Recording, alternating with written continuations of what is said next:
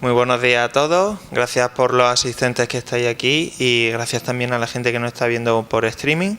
Nada, comenzamos con el segundo día de Intrograph.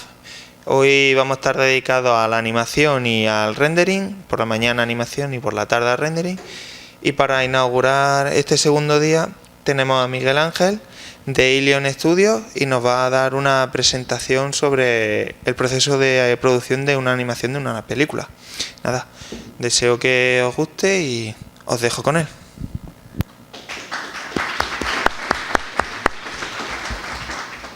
Hola a todos, buenos días. Gracias por estar aquí. Quería empezar con dos preguntas fáciles, ¿vale? ¿Cuántos habéis visto una película de animación? Levantar el brazo, por favor. Y gracias. ¿Y cuántos habéis visitado un estudio de animación? Gracias. Vale. Quiero empezar con una cita de John Lasseter que dice que el arte cambia la tecnología y la tecnología inspira el arte, ¿vale? Esto se puede encontrar en distintas disciplinas y sobre todo en el sector de la animación en el cual estoy trabajando. Cuando llevas un tiempo trabajando en él te das cuenta que hay un equilibrio entre el arte y la tecnología y constantemente la estamos usando, ¿no? Bien, ¿cómo empieza todo? Hacer un largometraje de animación es todo un reto artístico y tecnológico. Es algo que no debemos de olvidar nunca, ¿vale? Por un lado, pensar que para hacer una película de animación tenemos que trabajar, lo normal es trabajar entre 100 y 125 personas. Una película del estilo de Planet 51 o del estilo de Golior, no sé si las conocéis, que las habéis visto, son películas que hemos hecho aquí en España, o Tadeo Jones, que es otra de las películas que se han hecho. Y trabaja un equipo de 100-125 personas durante año y medio, 2 años, ¿vale? Por lo cual podéis intuir que hay que trabajar siguiendo un orden y unos procesos, porque si no eso se alarga muchísimo, muchísimo en el tiempo.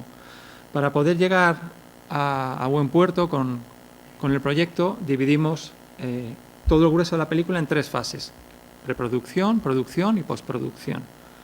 Os voy a intentar contar de una manera más amena posible, más o menos rápido, porque no tenemos mucho tiempo, dada la complejidad de lo que estamos hablando, en qué consiste cada proceso de trabajo y un poco el tipo de perfil que desarrolla esta profesión, que yo creo que es lo que más desconoce todo el mundo, ¿no? Exactamente qué es lo que haces, a qué te dedicas. Bien, ¿cómo empieza todo? Todo empieza con una idea. Alguien tiene una idea. Y cualquier persona tiene una idea. No tiene por qué ser el guionista, ni tiene por qué ser el director de la película, alguien tiene una idea que se la cuenta a alguien, ¿vale?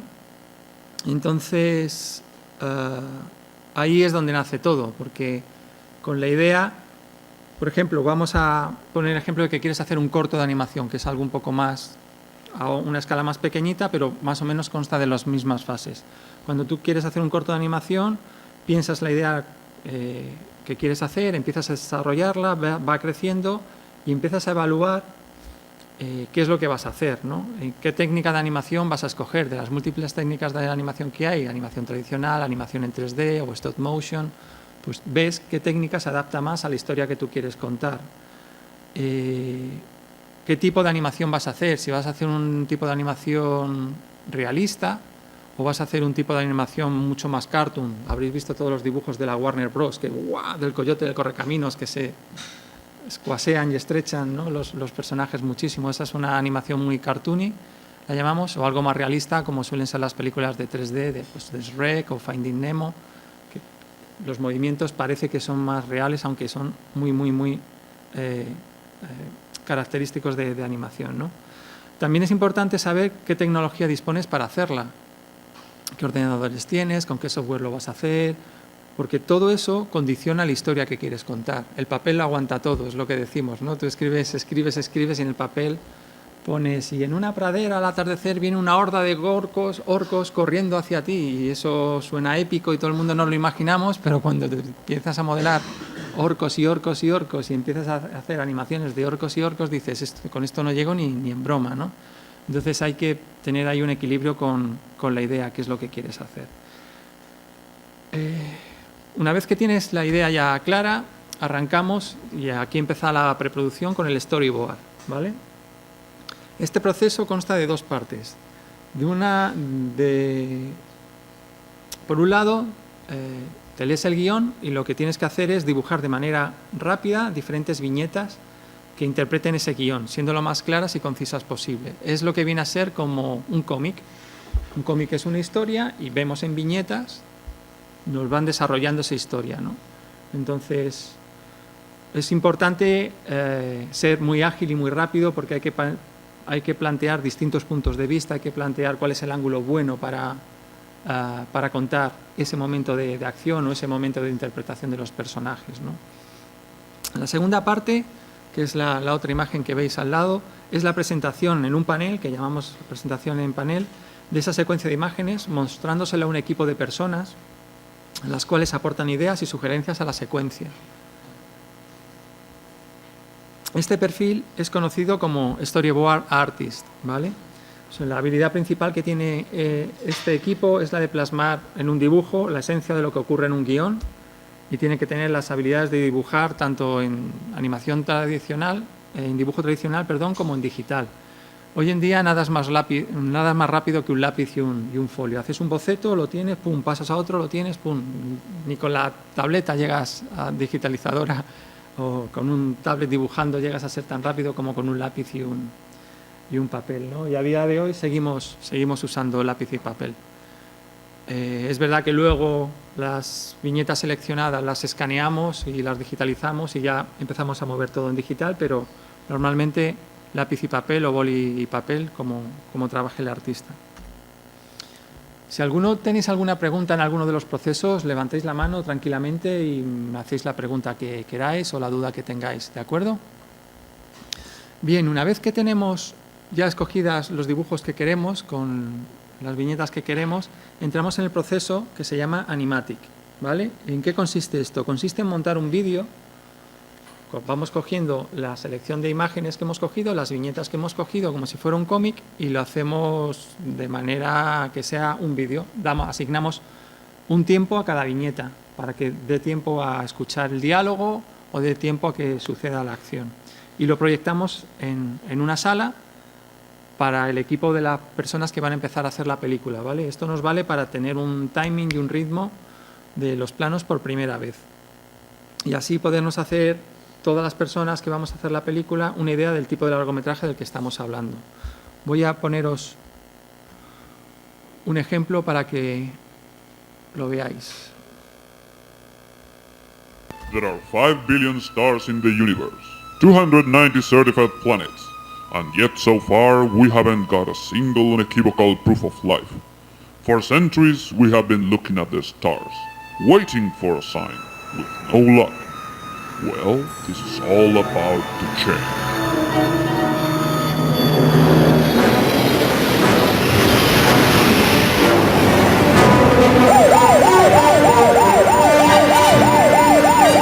This is a Special Agent Steve Blaster. It's a red code. I repeat, a red code. Hello, Special Agent Blaster. Is this a code read in the new manual or in the old book? It's a UFO. Repeat and follow in a UFO. Let me see. UFO in the new manual, right? An identified flying object from outer space. Oh, that's the old blue book. Then we have a new regulation for flying things. I mean, from another planet. Oh.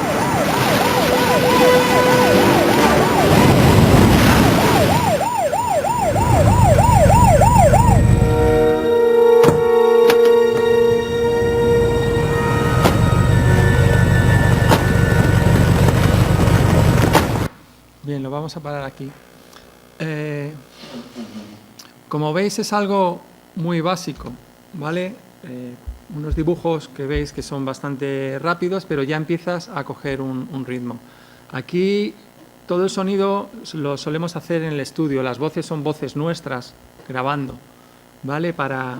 Vamos diciendo los diálogos que aparecen en el guión, pero le damos nosotros el tiempo y la entonación que queremos. Aquí lo que estamos buscando es los ritmos de la película, ¿vale? Si tiene que seguir más rápido, si tiene que ir más lento, si tienes que hacer una pausa, si tienes que acelerar, para ir buscando ese timing que es difícil de encontrar. Una vez que ya has escogido el timing bueno, entonces ya sí que te vas a un estudio de grabación, contratas a los actores de doblaje o a los actores principales que quieres que tenga tu película, y ya ellos van viendo esto y con un micrófono van hablando y se va grabando las voces, pero en el tiempo en el que ya hemos marcado. Aquí es lo que estamos jugando con el Animatic, ¿no? Bien, en paralelo, mientras está estudiando el tema del Animatic, el equipo de Character Design, que se llama, son los que diseñan los personajes, ¿no? Entonces ellos, su input para empezar a trabajar es tener el guión. Tener el guión, leerse el guión para entender la historia y un briefing, que le dé un briefing el director de qué es lo que quiere de la película, qué es lo que siente, ¿no? Entonces ellos empiezan a imaginarse los personajes como son y hacer dibujos. A todos os habrá pasado que os habéis leído un libro y según vais leyendo el libro os vais haciendo una imagen en vuestra mente de cómo es el protagonista. Pues os lo imagináis de cierto aspecto, alto, bajo, rubio, moreno, atlético, más gordito. Según lo que vas leyendo te va descubriendo cómo es el personaje por la manera de actuar y por la manera de comportarse, no siempre porque te lo esté describiendo el escritor, ¿no? Entonces, eso nos pasa con un guión también de película, pero aquí hay que acotarlo todo mucho más, ¿no? Porque no tenemos de olvidar que la película que hay que hacer es la película que quiere hacer el director, no la película que quiere hacer cada persona. Siendo un equipo tan grande sería una locura, 100 personas ponerlas de acuerdo a ver cómo debe ser el actor de tu película es complicado. Entonces se hacen cientos, pero cientos de dibujos. Aquí veis, por ejemplo, a Nacho y a Carol, que son los dos personas que estuvieron diseñando los personajes para la película de Planet 51. Y van viendo pues qué es lo que se va adaptando más. Todo esto van teniendo dailies con el director y le van mostrando su trabajo y el director les va guiando. Pues yo me lo imaginaba más así. Pues mira, yo no había pensado esto, pero creo que puede pegar muy bien. Desarrolla más esta parte. Y es un trabajo muy bonito. Obviamente el perfil, bueno, como os he comentado antes, el perfil es conocido como Character Design y su habilidad principal es la de plasmar en un dibujo o en miles de dibujos la esencia de los personajes, ¿vale? Crear todos los personajes de ese mundo, no solo los protagonistas y los secundarios, sino los extras, los que aparecen de fondo, cualquier personaje que vaya a salir. De hecho, es tan importante que se divide en dos procesos paralelos que son diferentes. Por un lado, se diseñan los personajes y por otro lado hay otro equipo diseñando lo que es el mundo. ¿Dónde sucede eso? ¿Es en un planeta? ¿Es en la Tierra? ¿Es en la Tierra de la actualidad? ¿O es en la Tierra en el pasado? ¿O es en la Tierra en el futuro? Entonces tienen que estudiar, diseñar de manera artística cómo sería ese mundo, ¿no? Si tiene líneas rectas, si tiene líneas curvas. ¿Cuántos habéis visto de aquí, Planet 51? Ok, vale, es para poder poner esa referencia o poner otras. Gracias. En Planet 51 era todo bastante rounding, era todo bastante redondito. Se basaban en la teoría esta de los círculos que hay en los campos de trigo y de maíz, que las hacen los extraterrestres. Entonces nos pareció un concepto, a la gente de arte les pareció un concepto chulo y diseñaban todo con ese concepto de todo muy redondito. Ya iréis viendo a lo largo de las distintas piezas distintos ejemplos. Bien, pues ya tenemos la animática, se está trabajando en los diseños de los personajes, se está trabajando en el diseño del mundo. Una vez que la animática ya está hecha, que es en 2D, como hemos podido ver, saltamos al proceso de layout, ¿vale? Esta es la primera vez, este es el primer proceso que consideramos de producción. Todo lo anterior que hemos estado hablando se considera preproducción. Y en este es la primera vez que empezamos a tratar las cosas en 3D. Cuando dibujamos las cosas en 2D, tú dibujas algo y te lo imaginas de una manera, pero uno de los problemas que te encuentras cuando llevas esto al 3D son los espacios. Imaginaros un momento en que hay dos personajes hablando por la acera, ¿no? Si su diálogo, y van andando de manera tranquila porque van charlando de algo divertido. Si ese andar, por el estado anímico de los personajes, están andando a un ritmo y por ir andando a ese ritmo, según ellos van andando, recorren una distancia.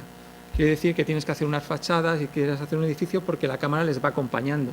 Si en cambio ellos fueran andando más rápido, necesitarías más fachada para poder hacerlo, porque ellos van andando más rápido. Entonces, es muy importante este paso de layout para poder dar dimensiones a esos diálogos, dar una dimensión en el espacio para ir de un punto A a un punto B.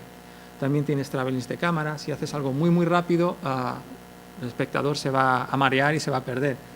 Si lo haces muy, muy, muy lento, puedes aburrir al espectador y que se ponga a pensar en otra cosa. Entonces tienes que ir buscando una vez más ese equilibrio. Para ello, se va modelando el mundo en conceptos muy, muy básicos, volúmenes muy, muy básicos. Internamente lo llamamos plastilinas, hacer las plastilinas.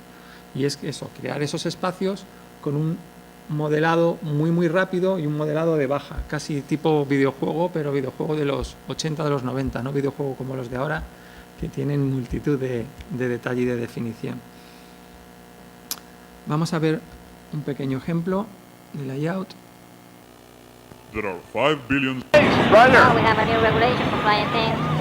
call control is Lake, the president.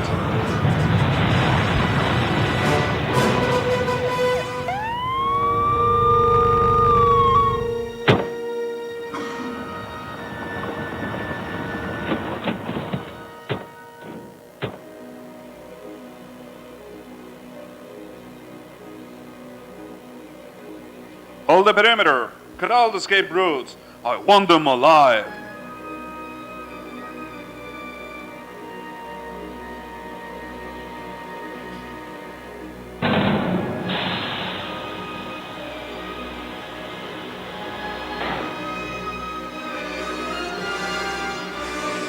Hold your position. Paro aquí. Bien, como veis, antes habíamos estado viendo la animática, ahora ya vemos el layout y ya empiezas a tener más ideas más claras de qué proporciones estás hablando de mundo, ¿no? Las personas que trabajan en este departamento, el perfil lo conocemos como Layout Artist. La habilidad principal que tienen es la de dominar el lenguaje cinematográfico. Este equipo trabaja codo con el director de la película, ¿vale? Y aquí están hablando ya de cinematografía. Veis que ya empieza a aparecer tiros de cámara, si es un plano general, si es un plano medio, si es un plano americano. Ya empiezan a hablar de ese lenguaje, ¿no? Entonces, en este proceso lo que cerramos es la cámara. La cámara del director la trabaja y esto es la base para el resto de los departamentos. ¿Por qué? Porque si yo me tengo que modelar un desierto y solo voy a ver o hacer un paneo en esta dirección, pues me modelo con mucho detalle el desierto aquí, pero no necesito todo ese desierto. Entonces necesitas cerrar la cámara, que es lo que vas a ver, para modelar única y exclusivamente. Es como hacerte el decorado solo de lo que vas a usar, no crearte todo el mundo y luego tú tira la cámara ahí a grabar donde tú quieras. Eso sería demasiado costoso. Entonces, con este proceso cerramos la cámara y con este proceso cerramos también el ritmo cinematográfico que va a tener la película, ¿vale? De las características que tienen que tener las personas que trabajan en este departamento, aparte de dominar el lenguaje cinematográfico, es la de ser un poco generalistas de 3D. Tienen que saber modelar, iluminar, texturizar, hacer efectos, aunque con mucha imaginación. Aquí, por ejemplo, mirar cómo han hecho la luz sólida del polvo de los faros de los coches, ¿no? Son unos conos con una transparencia, unos cilindros con unas transparencias. Entonces, consiste en que puedan trabajar de una manera muy ágil, muy rápida, y necesitan conocer un poco todos los procesos para que sean ellos autosuficientes y puedan dar al director de una manera muy rápida la visión que les está pidiendo. Bien, mientras está trabajando en layout, por supuesto, se necesita un departamento de investigación y desarrollo. Este departamento además se paraliza a lo largo de toda la producción y es un equipo de personas, normalmente suele ser un equipo de programadores que están a disposición del estudio para desarrollar todas las herramientas que se necesitan para los distintos departamentos. A partir de aquí ya empieza a haber suficiente volumen de información y el supervisor de cada departamento ve el layout y ve las herramientas que tiene y ve si con esas herramientas puede hacer ese trabajo que se le va a venir encima. Si puede hacerlo, estupendo, y si no puede hacerlo, tiene que pensar maneras en que hacerlo. Y una vez que ha pensado las maneras de hacerlo, se junta con el equipo de desarrollo, de investigación y desarrollo de Ilion en este caso, les cuenta cuáles son sus necesidades y el equipo pues piensa las herramientas para hacerlo. Pues mira, tengo que hacer una simulación de pelo y los software que estoy usando no pueden resolverme estos planos, necesito hacer algo de este estilo. Entonces ellos lo evalúan y ven qué posibilidades pueden tener, qué tiempo lleva ese desarrollo a hacerlo, para hablar con la planificación, que a ellos les dé tiempo a hacer el desarrollo, para que después de que ellos hagan el desarrollo lo testen los equipos, y una vez que lo han testeado los equipos pueda pasar a la producción y se pueda hacer los planos o el trabajo que le toque, ¿no? Como podéis intuir, este tipo de trabajo es vital para este tipo de producciones, ¿no?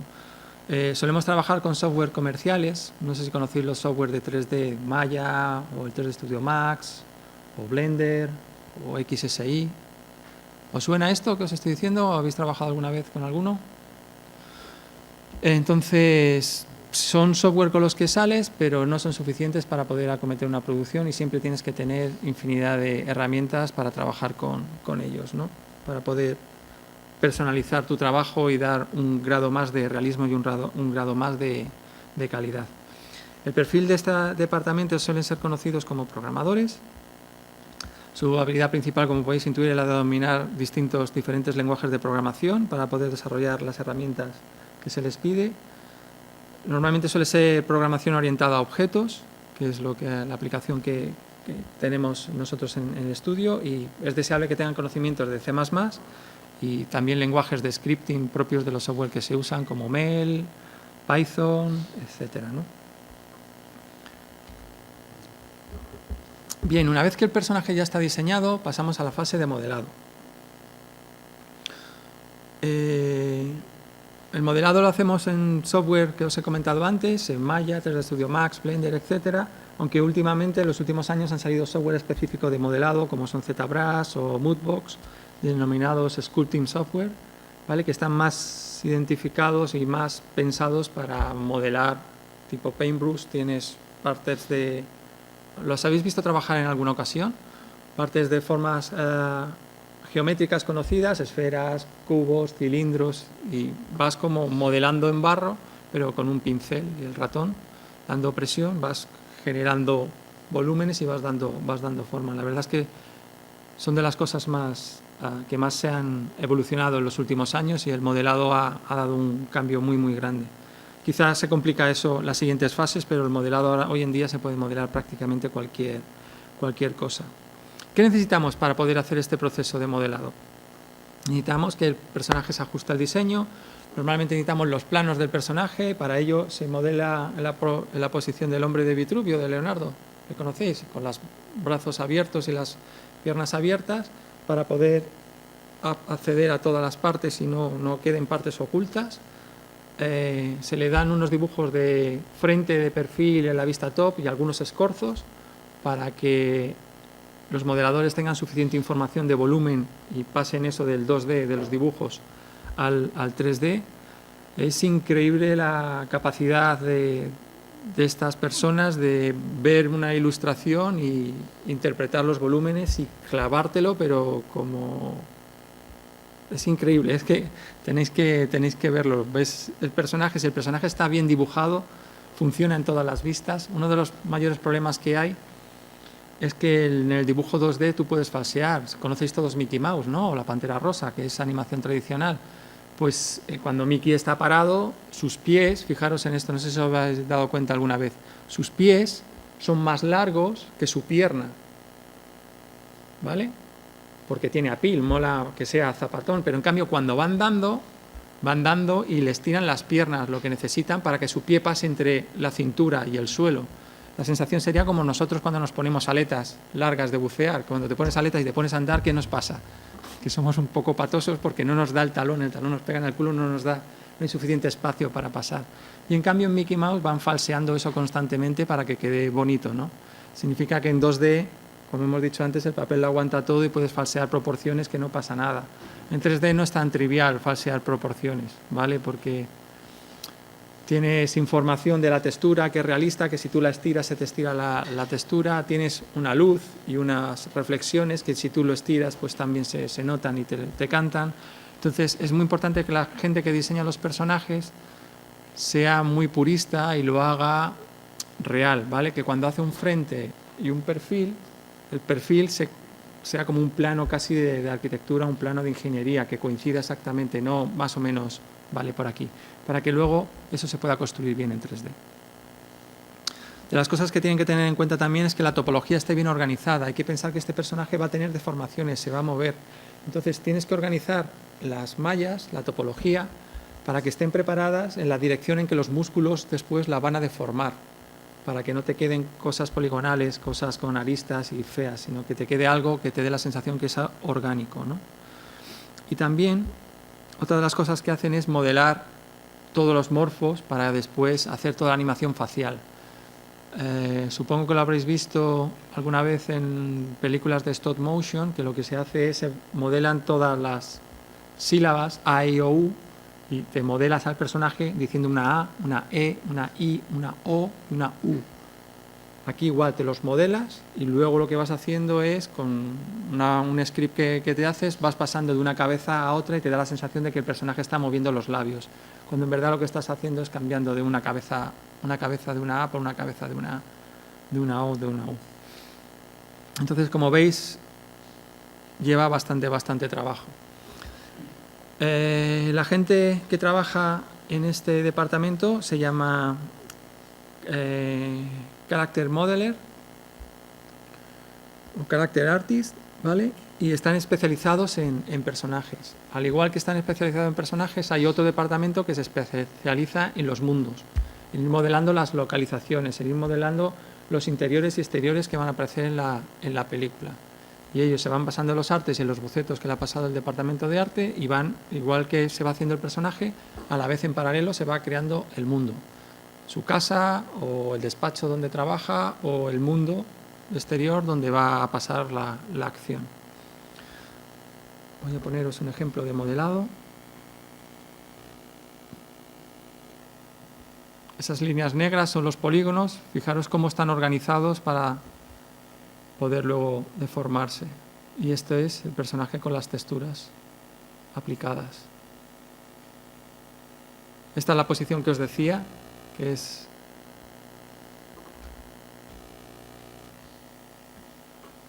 se modela con las piernas ligeramente abiertas y los brazos extendidos para poder acceder a todas las partes del personaje.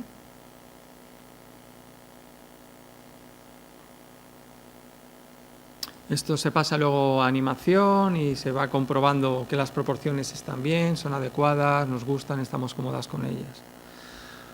Bien, una vez que tenemos hecho el personaje, el siguiente proceso se llama shading y consta de 3 partes principalmente. El primero es de generar el mapa de UVs.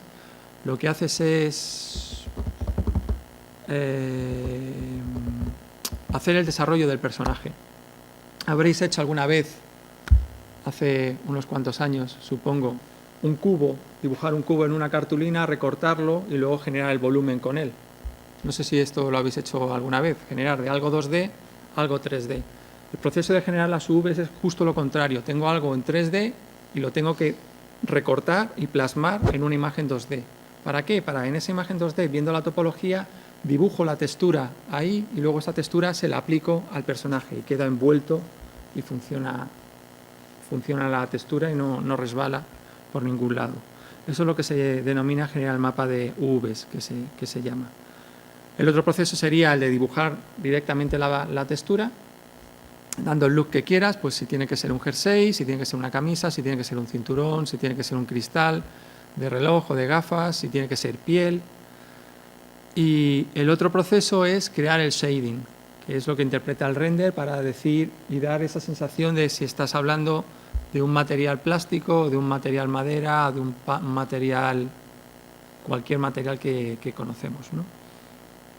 Es un proceso bastante largo y esta gente trabaja muy de cerca con el departamento de lighting, ¿vale? Porque según cómo ellos hagan los shaders de los materiales, cuando los lighters colocan las luces, esos shaders actuarán cuando reciban la luz y se comportarán de una manera física, ¿vale? Entonces tiene que haber mucha comunicación entre lighting y shading para entender bien ese proceso y que luego los elementos y los materiales que estamos viendo se asemejen a lo que quiere el director.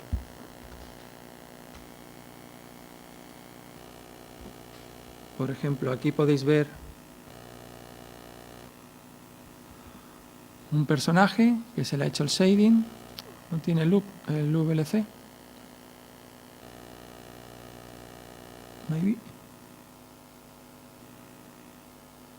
Sí.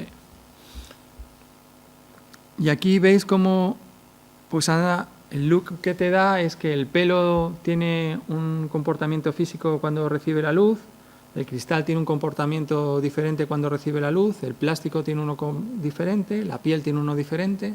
Entonces, en shading tienen que tener esta capacidad de darse cuenta y fijarse mucho en los materiales y conocer los coeficientes de refracción y de reflexión de los materiales, y en función de lo que esté aplicando, pues tiene que aplicar unos factores o tiene que aplicar otros. Aparte de hacer los otros dos procesos, ¿no? De dibujar la textura y de antes desplegar el mapa de Vs para que después las texturas te funcionen.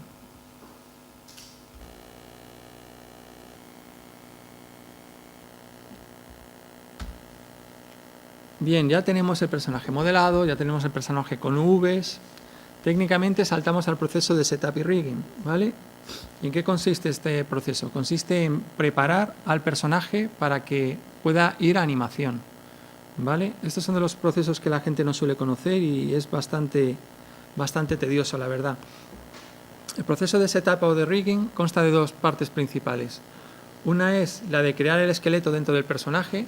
Para ello te dan el personaje modelado y lo que tienes que ir localizando es todas y cada una de las articulaciones que tiene tu personaje. Y colocas un point, un punto, un joint en cada una de las articulaciones que va a tener tu personaje. Después generas una estructura de huesos, igual que tenemos nosotros, exactamente igual, una estructura de huesos, que es esto que veis aquí a la derecha, estos son los huesos, ¿vale? Este sería el look que ve el espectador cuando está viendo la película. Esto es internamente lo que lleva el personaje para deformarse. Y este es el look con el que trabajan los animadores. ¿Qué diferencia hay entre esto y esto? Que esto son los huesos, pero con el volumen que va a tener, ¿vale? Es necesario que los animadores tengan una referencia del volumen que tiene el personaje para poder poner las poses. Lo vamos a ver mejor lo vamos a entender mejor con un ejemplo. Sharon! Oh my God, I'm in shock. Here I thought you were just a normal housewife and all along you had a secret job as a janitor. What are you doing, ordering some more urinal pads? For your... Sharon! Oh my God, I'm in shock. Here I thought you were just a normal housewife and all along you had a secret job as a janitor. What are you doing, ordering some more urinal pads? For your... Sharon! Oh my God, I'm in shock. Here I thought you were just a normal housewife and all along you had a secret job as a janitor. What are you doing, ordering some more urinal pads? For your... Bien, aquí veis un acting, por ejemplo, de Freaky, que se llama el personaje, de Skiff. Y este sería el acting del personaje en modo radiografía, ¿vale? Por así decirlo, con los huesos, cómo está trabajando. Fijaros que hay un momento en el acting que el personaje posa su mano izquierda, su mano azul, la posa sobre la cara. Entonces, si nosotros no le hubiéramos dado al animador el volumen, no tendría esa referencia de dónde tiene que poner los deditos para que estén en el pómulo o en la cara. ¿Entendéis? Por esa razón, tiene que tener los huesos, el volumen del personaje. Fijaros, por ejemplo, en el brazo verde, en el brazo derecho, cómo se lo pega al cuerpo. Y está pegado bien y bonito al cuerpo. Si lo dejáramos en modo huesos, no tiene una referencia de dónde tiene que colocar al personaje, porque no sabe su tripa hasta dónde llega, su torso hasta dónde llega, su caja torácica.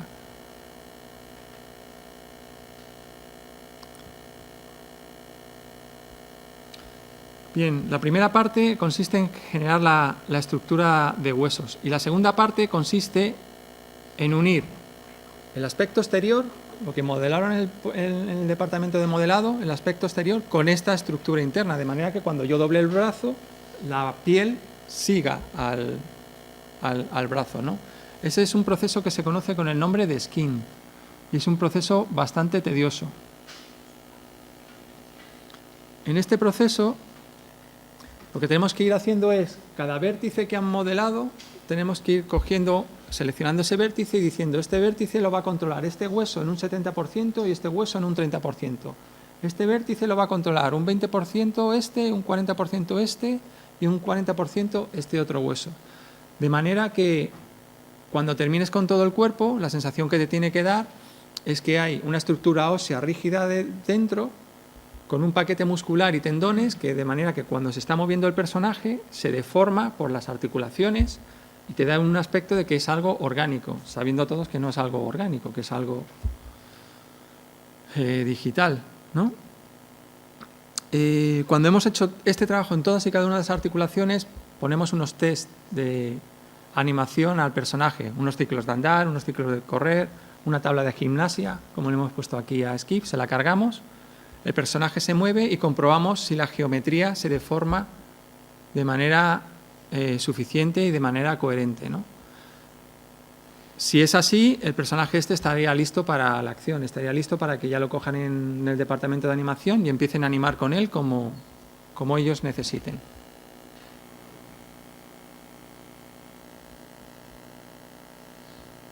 Este trabajo no solo hay que hacerlo con los personajes de la película, este trabajo de rigging, hay que hacerlo con todos y cada uno de los elementos que salen animados a la película. Y para que os hagáis a la idea, si en Planet 51 hicimos 441 personajes, hicimos 1500 objetos. Para que veáis la proporción, suele ser normalmente 3 veces los personajes que tienes, 3 veces los objetos que salen. Pues un teléfono, un arma, una cámara, un coche, todos esos objetos que salen, pues hay que preparar el mismo trabajo que os acabo de explicar. Por ejemplo, aquí en este caso sale un cómic, pues en el cómic hay que hacer exactamente el proceso que os acabo de explicar. Fijaros cómo con el VLC no puedo ir frame a frame. Fijaros cómo por dentro de cada hoja hemos situado una cadenita de huesos, que son estos colorines que veis. Cada hoja tiene una cadena de huesos y cada cadena de huesos es de un color diferente para que el animador no se vuelva loco y saber en qué página está animando, ¿vale? Y es un trabajo en equipo. Fijaros cómo los animadores nos pidieron que querían levantar las esquinitas del cómic, porque cuando está leyendo el cómic el padre, coge de la esquina y mueve, y eso nos llevaba a que en cada esquina del cómic teníamos que colocar 2 huesos para que los animadores lo puedan doblar, para que dé la sensación de que el cómic se está doblando, no porque se están doblando los huesos, sino el cómic se está doblando porque lo está cogiendo por las puntas el personaje que esté leyendo el cómic, ¿no? Entonces es un trabajo, como veis, de chinos. El skin es ir hoja a hoja diciendo, este vértice lo controla un 70% este hueso y un 30% este vértice lo controla el 100% este hueso, este vértice lo controla un 80% este hueso y un 20% este vértice, y así vértice a vértice de todo el cómic, de tantas hojas como tenga. Por eso es importante hablar con los de characters o los de sets and props cuando están modelando y no te llenen eso de geometría, porque cuanto más geometría tenga, más vértices hay. Cuanto más vértices hay, se multiplica el trabajo muchísimo. Y os voy a enseñar también el facial, que lleva un trabajo específico aparte, en el cual por un lado está toda la gestión de modelar todas las poses posibles que puedes hacer con la cara, modelar todas las bocas que tienes que hacer, todos los ojos que tienes que hacer, todas las cejas que tienes que hacer, y después lo que hacemos es, en rigging, en el departamento de setup y rigging, conectamos esos morfos con esa careta que veis aquí, de manera que reacciona, la sensación que te da es que reacciona, tú disparas los morfos esos cuando mueves, ¿no? Entonces llevas una labor ahí híbrida entre artístico de modelar las deformaciones y que queden bonitas y que te quede orgánico, y algo tecnológico de que tienes que conectar esos cientos de morfos con pocos controles, ¿no? La idea es que tengas, con LEM salen unas 1500 cabezas que tienes que conectar, pero claro, si tú das 1500 controles a un animador para que controle el facial, se pierde, no sabe qué está moviendo. Entonces tienes que simplificar, tienes que quedarte con muy pocos nodos, ser capaz de hacer esa gestión de 1500 cosas, si no es demasiado complejo. ¿No tenéis ninguna duda, ninguna pregunta? Tell me.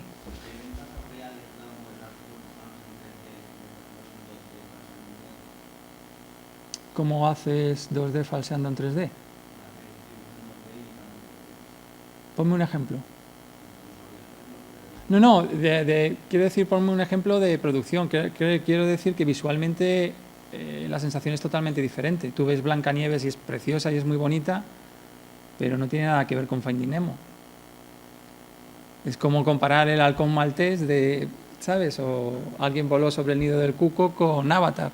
Las dos son películas, son de imagen real, pero visualmente el director está buscando cosas totalmente diferentes. Las sensaciones son distintas. Es una decisión artística, es una decisión de yo quiero que mi película tenga este look, más que escojas técnicamente que hagas esta o hagas lo otro. Normalmente sueles escoger el proyecto y te lo imaginas hecho de cierta manera.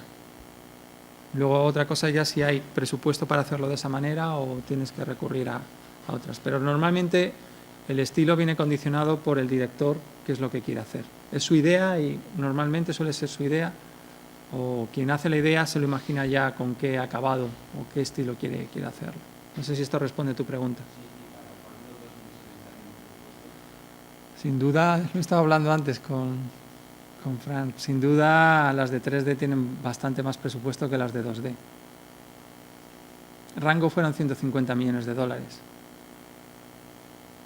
por ejemplo. Y Blancanieves no creo que costara $150 millones.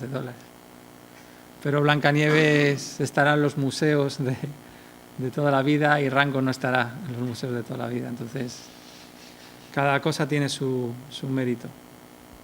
Es muy costoso hacer películas en 3D. Costoso de dinero y costoso de laborioso y de mucho trabajo, muchas personas, muchas ganas, mucha ilusión.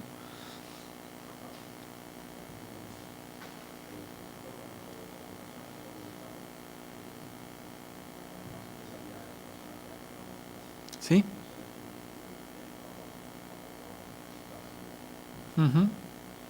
En este caso no hicimos que se vea músculo porque en el diseño final Skiff lleva una beisbolera, una de estas de los americanos, de las universidades, que van todos con su beisbolera. Entonces es una prenda muy amplia, muy grande, no merecía la pena estar haciendo. Entonces vamos a cuidar esos detalles. Si el personaje está con manga corta, sí que le vas a generar esos volúmenes. Si el personaje de encima va a llevar una simulación o va a llevar tela, no gastas un minuto en hacer eso porque no se va a ver.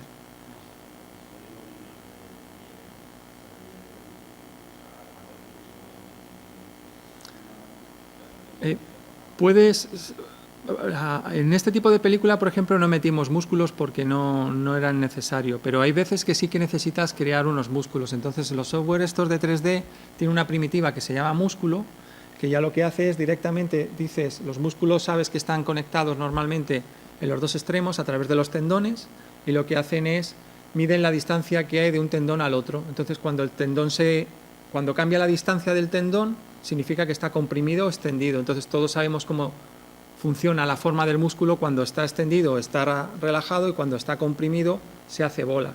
Entonces lo que haces un morfo al músculo cuando su distancia cambia, lo ensanchas, y cuando su distancia se aleja lo estrechas.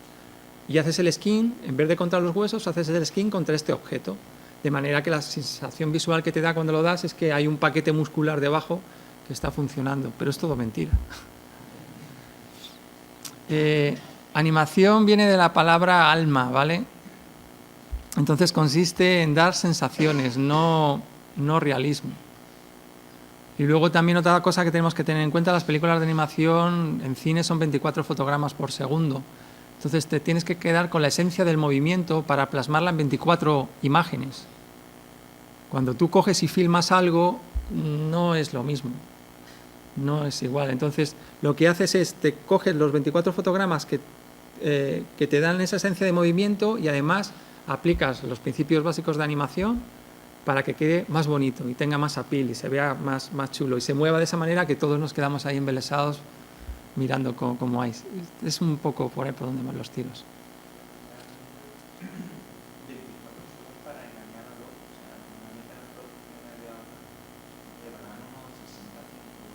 No en animación tradicional, ni en animación 3D. ¿Cuántos dedos tienen las manos de los personajes? Todos a contar dedos. ¿Por qué tienen 4 dedos los personajes en animación? ¿No lo habéis preguntado nunca? ¿Por qué no se hacen con 5? Sí, lo normal es que casi todos solemos tener 5. That's it. Quiere decir, Walt Disney se dio cuenta que él podía poner todas las poses necesarias de una mano, que te cuentan, que transmiten mucho, son muy importantes las manos, hablan mucho de nuestro lenguaje corporal, ¿no? Y transmiten muchas cosas cuando estamos hablando según cómo las usemos, ¿no? Y se dio cuenta, era una persona muy perspicaz, y se dio cuenta que podía poner todos esos gestos ahorrándose un dedo. Significaba que sus dibujantes no tenían que dibujar un dedo más por cada fotograma. Fijaros el tiempo que te ahorras ahí. Y eso se ha quedado de herencia, y hoy en día digamos que nos costaría casi lo mismo poner esta pose del micrófono que estamos viendo aquí, nos costaría igual ponerla con 4 dedos que con 5 dedos. Pero digamos que conservamos eso y mantenemos los 4 dedos.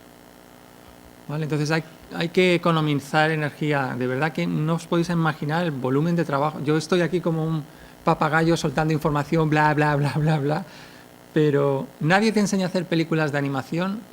No hay un sitio específico que te enseñen cómo montar todo el tinglado para hacer películas de animación.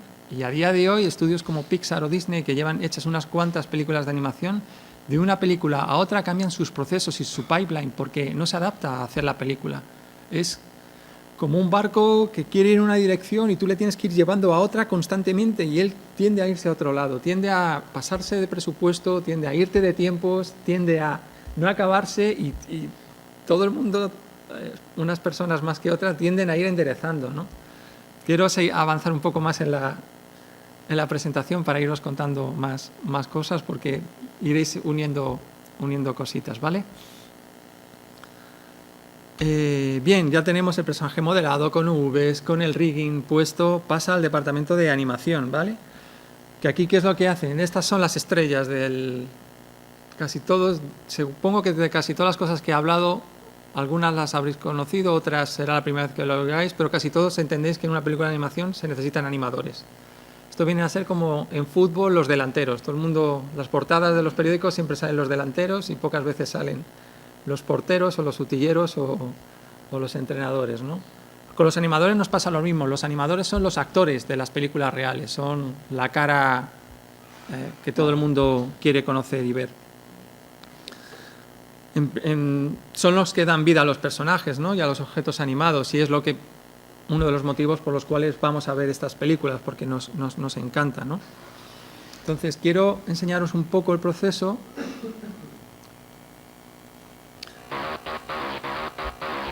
El story muy básico, este es un story de otra pieza diferente, ¿vale? Vemos el layout. Veis que ya cinematográficamente empieza a funcionar, tienes aquí la cámara con movimientos muy básicos, cuentas la acción que quieres hacer.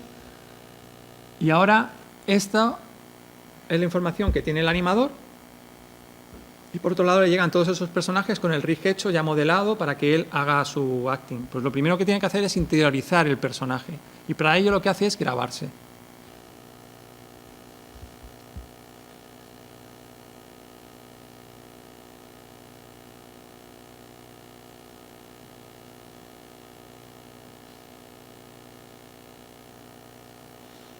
¿Vale? Es muy importante el hacer este tipo de cosas. Tienes que interiorizar los movimientos. Ellos están viendo aquí, vosotros estáis viendo a 3 tíos haciendo el ganso aquí, y pasándoselo pipa, pero ellos de verdad lo que están haciendo es como si estuvieran haciendo yoga, pensando en todos y cada uno de los giros que están haciendo, cuántos grados estoy moviendo la mano, qué tensión tengo en la espalda, cómo lo estoy haciendo, para luego irse a su sitio, ver el vídeo una y otra vez y quedarse con la esencia del movimiento, porque aquí lo estás filmando, lo estás grabando y estás cogiendo todos los fotogramas, pero él lo tiene que hacer bonito. Entonces, después de muchas horas de...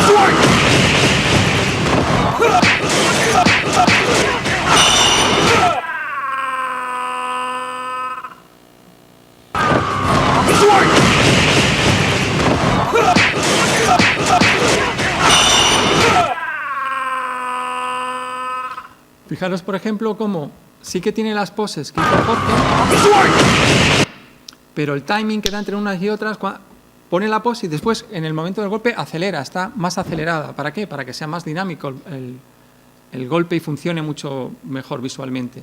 Cuando lo estábamos grabando era monótono, era todo más o menos al mismo ritmo, porque nosotros no nos podemos mover a esta velocidad de pronto, solo Bruce Lee y alguno más.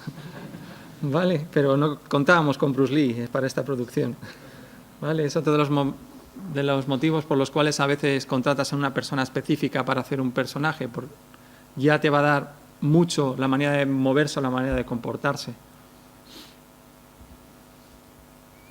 Entonces, como vais viendo, desde la idea hasta ahora que vamos en animación, cada departamento va sumando su trabajo y vas viendo en cada proceso el trabajo de los departamentos anteriores y el tuyo. Pasa al siguiente, el departamento de los anteriores y el tuyo. Pasa al siguiente y de pronto vas subiendo y lo que vas viendo dices, estamos haciendo aquí la hostia, esto mola un montón. Es muy, muy, muy chulo. Os invito a que si tenéis ocasión visitéis un estudio de animación, porque son de los sitios que vas y cuando entras allí, son las primeras veces que van los mensajeros a llevar cartas o tenemos una visita y pasan por allí y ven a la gente y dicen, pero aquí se trabaja. Porque pasa una sala y ves a dos con un palo haciendo así, saltando, pasa uno con un patinete, o sea, es un espacio muy creativo, ¿vale? Entonces necesita haber muy buen ambiente, no eres creativo de 9 a 2 y de 3 a 7. Eres creativo porque es un estado anímico, entonces tienes que encontrarte a gusto, tienes que encontrarte bien. No nos engañemos porque cuando entras parece que allí no trabaja ni el tato, porque está todo el mundo tal, pero no os engañéis porque hay mucha presión y hay que trabajar mucho. Lo que pasa es que el ambiente es muy relajado, muy distendido, ¿no? Pero hay unas cuotas que tienes que cumplir porque si no, lo que os decía, el barco se va para allá y no terminamos nunca, ¿no? Bien. Otro departamento, bueno, el departamento anterior, el perfil es conocido como Animator Artist y la habilidad principal es la de captar el alma del personaje, ¿no? Y trasladarlo a su forma de mover y de actuar, pues aplicando los principios básicos de animación y todo el saber hacer. Tienes que tener también mucha sensibilidad.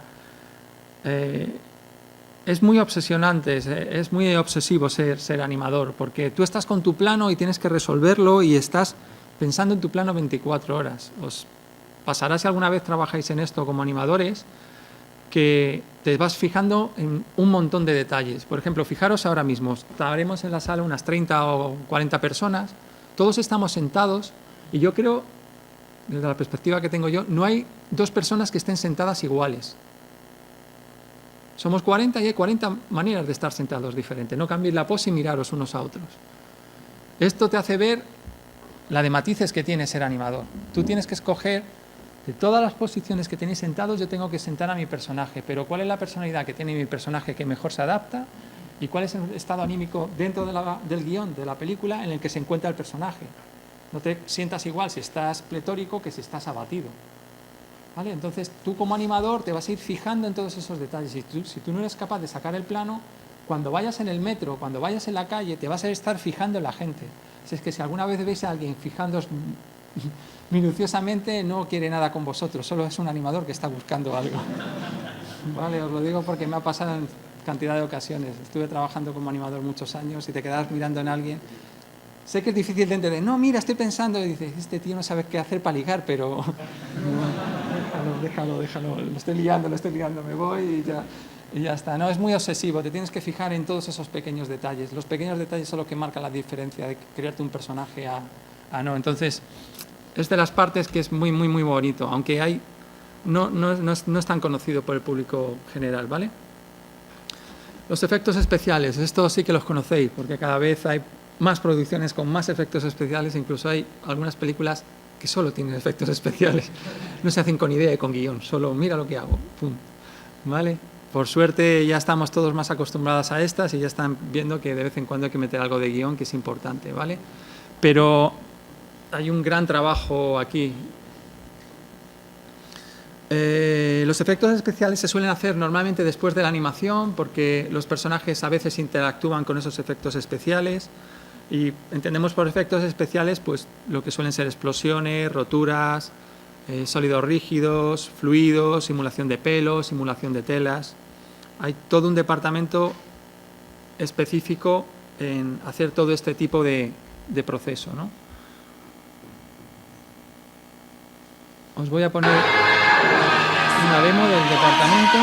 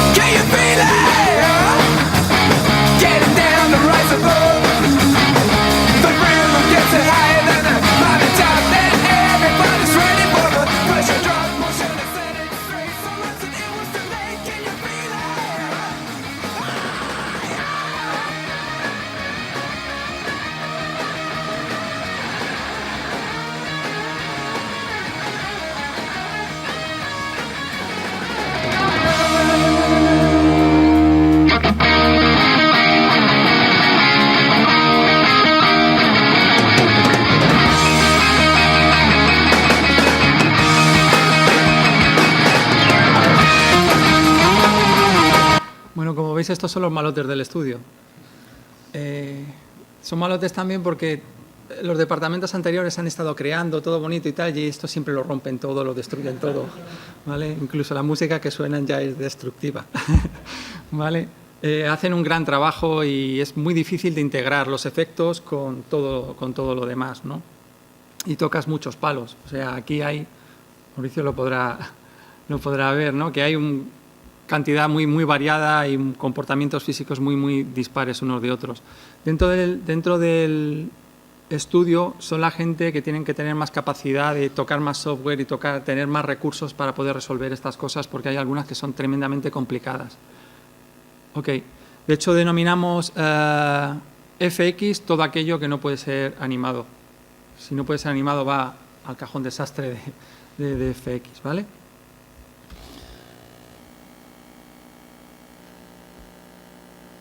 Bien, Lighting. En Lighting recogemos el trabajo de todos los departamentos anteriores y juntamos la animación de los personajes, el mundo en el que lo rodea, los FX que lo contengan y lo iluminamos con la intención que nos diga el director de fotografía, ¿vale? Os voy a poner un ejemplo.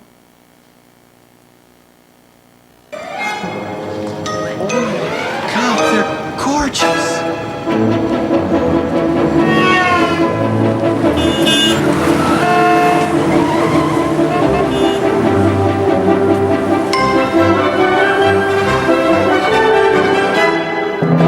Esta fue una de las primeras piezas que hicimos para vender la idea, presentar el mundo. Veis que es todo redondito, como lo que os decía, los círculos estos de los campos de maíz y tal. Tiene ese diseño. Ves el look de los personajes y ves un poco el mundo en el que va a pasar toda la acción. Fijaros cómo la animación es exactamente la misma. Este es el lighting de un exterior día y hicimos exactamente lo mismo, pero con el look noche. Oh my God, they're gorgeous.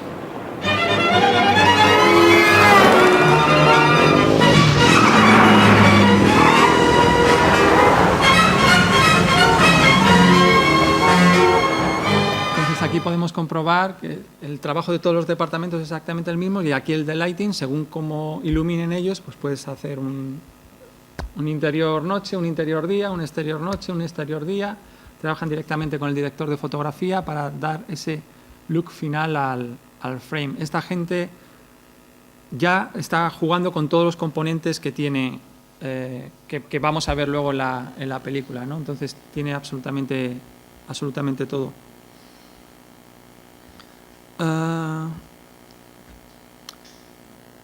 Otros dos departamentos a tener en cuenta es el departamento de producción. Es necesario que existan personas específicas trabajando para poder coordinar a todos los equipos.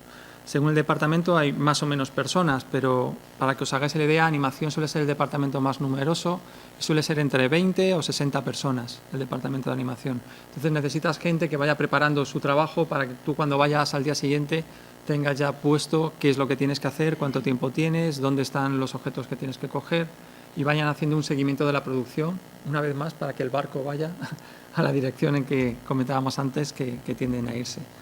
Y hay muchos más puestos, o sea, el de rendering, el generación de imágenes. Una vez que has terminado Lighting, lanzas a render y las máquinas tienen que calcular cada fotograma. Un segundo de animación en cine son 24 fotogramas, significa que un minuto de animación entonces son 1440 fotogramas. Y los tiempos de render para generar un fotograma pues varía entre 2 horas o 6 horas el fotograma. Entonces tenemos una granja de render, una granja dedicada solo para generar imágenes. Se generan tal volumen de información porque las frames no los lanzas una sola capa, los frames los lanzas en 3, 4, 5, 7 capas. Significa que por cada render tiras 6 o 7. Eso sí sale bien a la primera. Si no sale bien a la primera tienes que volver a repetir, lanzas 2, 3, a la cuarta estás despedido. 3 máximo, ¿vale? Entonces se genera tal volumen de información que tiene que haber wranglers, personas específicas que van revisando todas las tareas. Tenemos protocolos, cada escena se llama de una manera, asignamos unos tiempos de cuota que debe tardar, cada tipo de escena debe tardar este tiempo. Y estas personas vigilan si una escena calculamos que se debe renderizar en 5 minutos y ya va por 6, corta el trabajo porque hay algo que está mal. O no nos lo podemos permitir por la producción, o hay algo que ha entrado en bucle, falta una textura por subir, o la máquina se ha quedado colgada, pero cortamos, volvemos a esa tarea al artista y que el artista lo revise a ver qué es lo que encuentra que está mal, porque eso no lo podemos permitir. Son muy importantes esas personas también. Entonces, resumiendo, distintos oficios que tenemos para hacer una producción de animación. Os pongo los más típicos porque hay bastantes más. El Storyboard Artist, Layout Artist, Character Design, Rigger, Animation Artist, Lighter, VFX Artist, Line Producer, Programador, aunque existen Sets and Props, Steam Compo, TDs, Character FX, Pipeline, Administradores de Sistema, bueno, la Biblia en verso. Y os preguntaréis, os muestro una foto del equipo de las personas que hemos estado trabajando en el último proyecto que estamos haciendo, que es Mortadelo y Filemón. Se necesitan todas estas personas y más para poder hacer una película de animación, ¿no? Pero os preguntaréis si alguno queréis trabajar en esto, pero ¿qué hago? ¿Cómo puedo entrar ahí? ¿Cómo debo de entrar? Una buena pregunta que os podéis hacer es cuál es el componente que tenéis. Normalmente todas las personas tenemos ambos perfiles, el artístico y el técnico, pero tenemos más habilidades para uno de ellos. Tenemos un perfil más artístico, tenemos un perfil más técnico. Os he hecho aquí un gráfico en el cual un character design es totalmente artístico, un storyboard artist es totalmente artístico y un animator artist es artístico pero toca un poco el técnico, ¿vale? Lo mismo el layout artist y lo mismo el lighter. Y en cambio, componentes técnicos puro y duro es programador, el VFX artist, aunque tiende mucho al artístico también, el rigger es más técnico que artístico. Entonces, si he sembrado muchas dudas en vuestra mente de, vale, ¿qué quiero ser de mayor? Quiero entrar en esta tipo de industria, pero me has dicho tantas cosas que no sé a dónde debo de dirigirme o hacer. Os recomendaría que primero analicéis qué componente tenéis, si más artístico o técnico, y eso ya os descartará, por descartes os irá a otras cosas. ¿Cómo acceder a trabajar a sitios como este? La suerte que tenemos ahora es que ya empiezan a haber estas disciplinas, empiezan a estar ya arregladas y empiezan a ser oficiales. De todas las que os he puesto aquí, la única que existe en grados de animación, la única que existe algo es de animación. Del resto, no existe una carrera universitaria ni existe un grado específico de algunos de los procesos que hay aquí, ¿no? Yo tengo la suerte de llevar 20 años en esta industria trabajando, pero a día de hoy si me voy al INEM y digo en qué trabajo, no aparece en el ordenador lo que hago. Y eso es un poco triste, ¿no? Que llevemos tantos años trabajando en esto y no se nos reconozca qué eres. Mi familia no sabe a qué me dedico. Cuando digo que era rigger, era como está metido en drogas o algo. No sé, parece que le va bien, tiene coches, va bien vestido y tal, pero no sé lo que hace. Me lo ha explicado 1000 veces, pero no lo entiendo. No. Entonces te da un poco de rabia, ¿no? Cuando llevas cierto tiempo trabajando que eres un bicho raro. Dices, sí, soy informático. Así entras en el S, pero es más complejo que todo esto. Entonces, hoy en día, normalmente la gente que viene a trabajar al estudio o ha hecho Bellas Artes o ha hecho grados de animación que existen ya, o ha hecho comunicación audiovisual o ha hecho ingeniería informática, ha accedido a través de másters, pero lo que todos tienen un denominador común es unas ganas locas de trabajar y unas ganas y una ilusión, porque se necesita que los perfiles que trabajan en esto tengan este componente. Este no es un trabajo que puedes estar haciendo esto y estar pensando en qué voy a hacer este fin de semana. Estoy haciendo esto y pensar en otra cosa. Ser jardinero si queréis hacer eso. Puedes estar podando y puedes estar pensando en otra cosa. Nuestro trabajo es totalmente pasional. Necesitas estar con los 5 sentidos y un poco más en lo que estás haciendo, porque se percibe eso en el trabajo, ¿vale? Así es que muchas ganas y mucha ilusión. Bueno.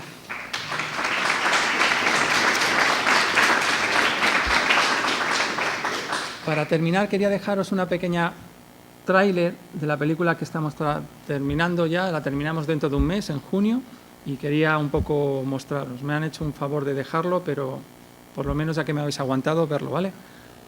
Y pum, como me gusta el pum. Qué lindo es el pum.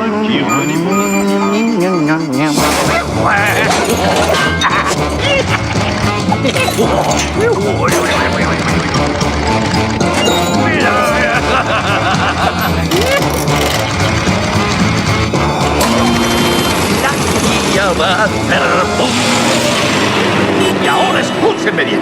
Jimmy el cachondo. Por su culpa somos el hazmerreír de todas las agencias de información. Es necesario actuar de inmediato. Super. Las haría. Tanta prisa y a la que no hay nadie.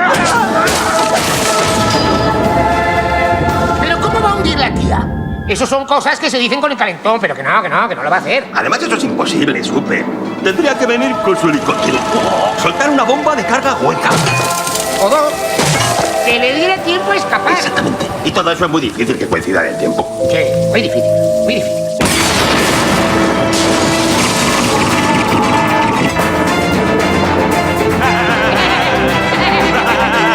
¡Los mato! ¡Los mato!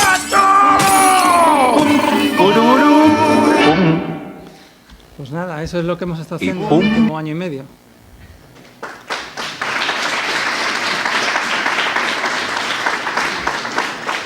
No sé si tenemos tiempo para alguna pregunta. ¿Sí? Las imágenes que sacáis, ¿las sacáis con el mismo render que el final, pero con más bajas características o con algún otro producto diferente en esa línea? Si lo que hacéis para esa fase luego es la base para los modelos definitivos o cuando hiciste los modelos definitivos y estás haciendo Muy buena pregunta.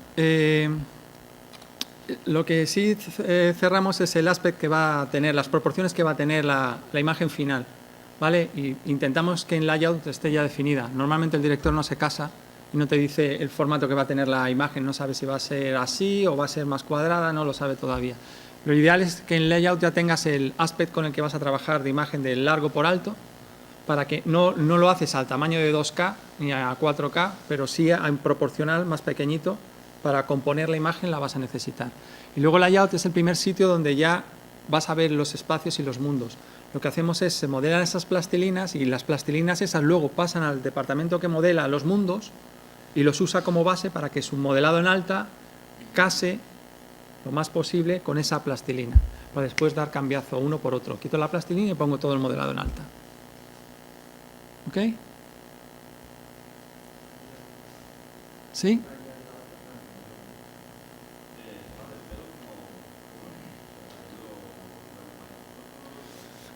Pues depende. En Mortadelo y Filemón hay planos que están calculados y hay planos que hacemos a mano, porque es muy costoso. Depende del personaje. El 28 de noviembre lo verás. Hay un personaje de una chica, Irma se llama, una rubia despampanante con pelo largo, y el pelo rubio da muchos problemas. Da muchos problemas. El moreno es más fácil de ver, pero el rubio nos da muchos problemas, pero no solo a nosotros, sino a todo el mundo. Es muy difícil de conseguir el shading de un pelo rubio, es muy complejo. Y luego el movimiento, en esta película hay bastantes golpes y porrazos, como habéis podido intuir por el tráiler, y hay bastante acción. Entonces, en los momentos de acción, ahí sí que los hemos simulado para que el pelo se mueva, pero en los momentos en que estás quieto con el personaje, los hemos animado a mano. Uno de los problemas de las simulaciones que tenemos en nuestro mundo, uno de los problemas que tenemos con la simulación es que los simuladores se basan en la maldita física, ¿vale? Y la física funciona con parámetros y con realidad. Y la animación no funciona así. La animación estoy aquí y en un frame ¡chum!, estoy allí. Eso es animación. Y la física no es así. Entonces a los simuladores les vuelves loco. El simulador de ropa, yo estoy aquí y en un frame me desplazo a una velocidad que el simulador dice, error, error, nadie se desplaza a esa velocidad. Y tu ropa hace puff y se cae. Tu personaje desnudo se queda allí y la ropa se queda aquí. Que mola, pero no lo que quiere el director. Entonces eso nos lleva el doble de trabajo. Nos lleva a que tenemos que hacer todo de manera manual. Cuando se quiere simular, se simula y lo que hacemos es un blend shape, hacemos un morfo de la simulación. Cuando la simulación no funciona, hacemos que se comporte como la animación. Y cuando la animación no nos funciona, lo que hacemos es que se comporte como la simulación. Vamos, que trabajas el doble y escoges el rango que vas queriendo. Es mucho más divertido. ¿Vale? Con el pelo nos viene a pasar un poco lo mismo. Si la animación es realista, funciona muy bien. Si la animación es muy cartoon, intentamos huir de la simulación porque cuesta mucho. Tienes que estar jugando con muchas cosas para controlar esa simulación y que no acabe hecha un lío porque los personajes van demasiado rápido. Por ejemplo, una de las... En Previs tuvieron la feliz idea, estaban sobrevolando la ciudad, ¿no? Y de pronto tiene una frase genial, Filemón, de vamos a volar a Mach 5. Pero jefe, nadie se ha olvidado a una velocidad de Mach 5. Nosotros sí. Y se pone Mach 5. Y el director tuvo la feliz idea de, si esto es un ordenador, que vuele a Mach 5. Y se pusieron a volar a esa velocidad. Entonces nos cagamos en todo lo vivo, en todo lo muerto, porque claro, la ciudad que teníamos no nos valía. Tuvimos que hacer 1000 ciudades más para recorrer, porque a Mach 5 se va muy rápido. ¿Vale? Esa es la primera. La segunda era el pelo. El pelo a Mach 5 no funciona, no funciona. Ya sé por qué la gente se pone casco, porque a Mach 5 perderías el pelo. ¿Vale? Y los simuladores se nos volvían locos, Entonces hay que tener mucho cuidado desde Previs a qué velocidad se mueven las cosas. De hecho, si hubiéramos movido el avión a Mach 1 y la ciudad a Mach 3, hacia atrás, ibas a la misma velocidad y hubiera funcionado mejor, ¿no? Esto como hacía Gila, en vez de marcar así, giras toda la cabina y dejas el dedo quieto, ¿no? Pues esto un poco igual. En vez de mover los personajes, lo que teníamos que haber movido era la ciudad, que era más fácil. Entonces, trucos de estos nos pasan constantemente. Cosas de que algo viene desde lejos, muy lejos, y tienes que modelar todo, no, lo que haces es escalas. Y acercas al personaje y según lo acercas, lo escalas. La sensación visual es que está lejos y viene para acá, y está ahí al fondo, ¿vale? Entonces, tienes que estar constantemente viendo cuál es la manera más económica de poder resolver los problemas que te plantea una producción. A mí son de las cosas que más me gusta personalmente de estos tipos de proyectos, ¿no? Que no hay 2 días iguales, cada día es diferente y una batalla diferente, ¿vale? ¿Alguna pregunta más?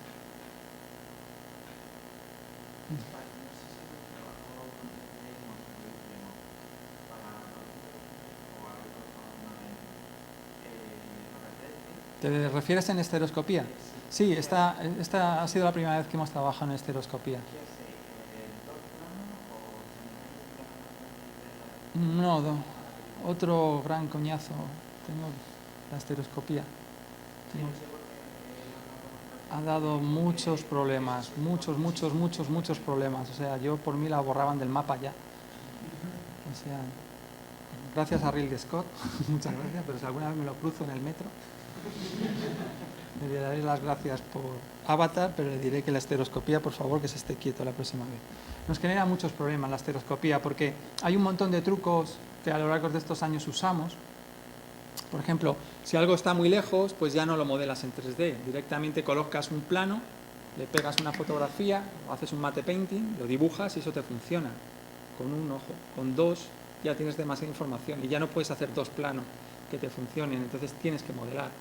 Los efectos nos pasa igual. Hay FX que directamente teníamos humos, los pegas en forillos, los forillos los orientas a la cámara y te funcionan. En 3D ya te da la sensación de fondo y ya no te vale. Entonces hay muchas cosas que hay. Y un detalle tonto. Antes he dicho que eran 14.400 frames lo que hay que renderizar. Bien, ahora es el doble, por el mismo precio. A que mola la estereoscopía, ¿eh? Imaginaos que ahora dicen en Europa, no, ahora los programas en la universidad van a ser estereoscópicos. No vais a tener 60 créditos, vais a tener 120 créditos. Y por el mismo precio estáis el doble de tiempo en la universidad. ¡Yujú! Pues eso es lo que nos pasa cuando trabajamos en estereoscopía. Se multiplica todo por 2,5, no por 2. 2,5 o 3. Hay ciertas cosas que ya no puedes hacer de esa manera, tienes que hacerlas de otra, y luego se multiplica ciertos procesos como el render, es el doble. Y luego hay detalles, la película es algo que está vivo, los assets están creciendo, no terminas esto y empiezas, todo el mundo está trabajando a la vez, es una locura. De hecho, durante muchos momentos dices, no vamos a llegar, esto no se acaba, pero luego empieza todo a cuadrar y funciona. Quiere decir que renders que tiraste en enero, con el ojo izquierdo, cuando vas a tirarlos en marzo, ya no te coinciden con el de enero, porque han cambiado texturas, han cambiado cosas.